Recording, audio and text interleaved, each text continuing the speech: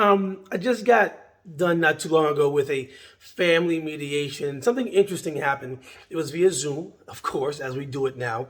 But what happened was, as I signed on to the Zoom and there were members or participants waiting, I was already advised that there would be the attorney for the petitioner, the wife, and the attorney would appear, as well as the respondent, the husband. But something interesting happened.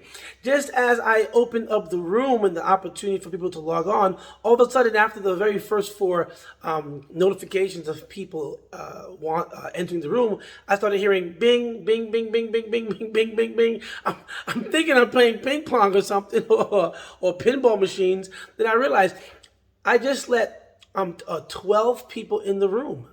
I'm like 12 people. So as the rooms were opening up, names were there, of course, and I just see the respondent's name. I identified, and all the videos were turned off.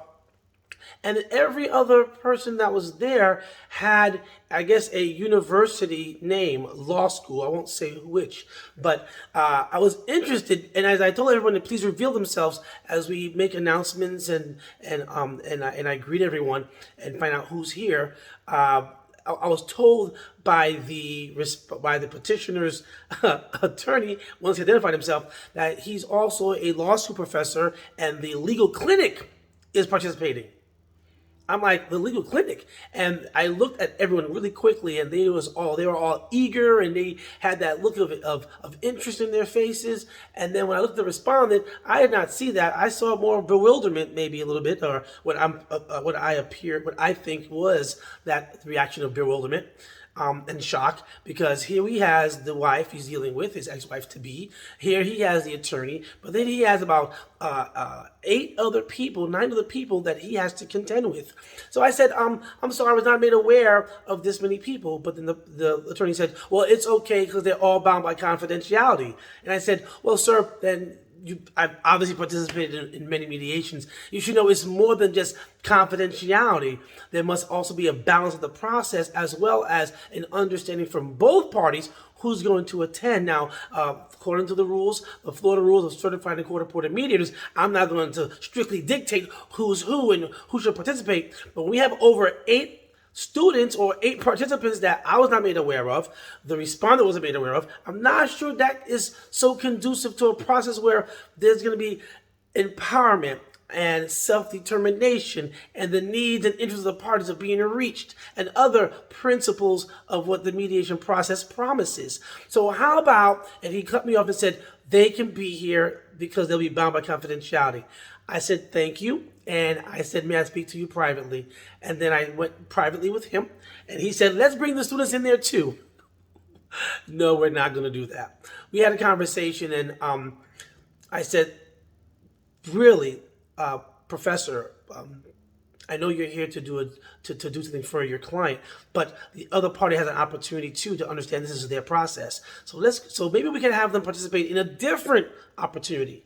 He says, okay, Mr. Zamora, no problem. We get back in, and I announced everyone being here. What you're going to have happen now, if it's okay with everyone, is I'm going to give an opening statement so everyone participating can have the opportunity to understand and to hear what mediation is. But as we go through and we make out our lows, and I know who's there, and I did check to see if there was anyone else in the room. No one's recording this, that everyone's bound by confidentiality. I made it clear, of course, I left the part out. I actually also had a conversation really quickly with the respondent. I put him in a private room and asked him, how did he feel about having those people in the room? How did he feel? And he said he didn't like it, although he feels he could handle mediation by himself unrepresented. He's pro se, but it is a little intimidating. So that's when I went back and explained that we're not going to have all those people, but maybe they could participate in a different manner, a different way. After opening statement, where I described my process, the process, I have described my role, the parties' roles, the roles of the attorneys, and the roles of the participants. We opened it up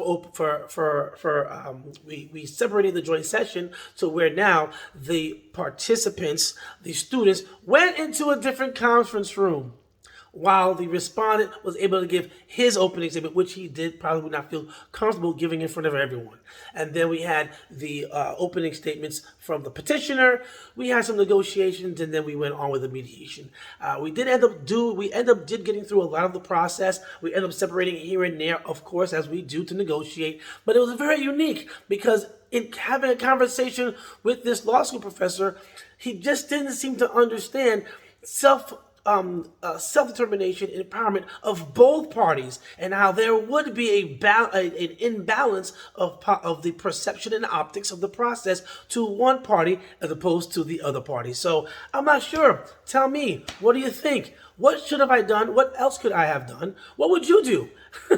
All right, mediation is an awesome process. It's not the only process, but I think it's one of the best processes where you can get more at that opportunity than you can any other place.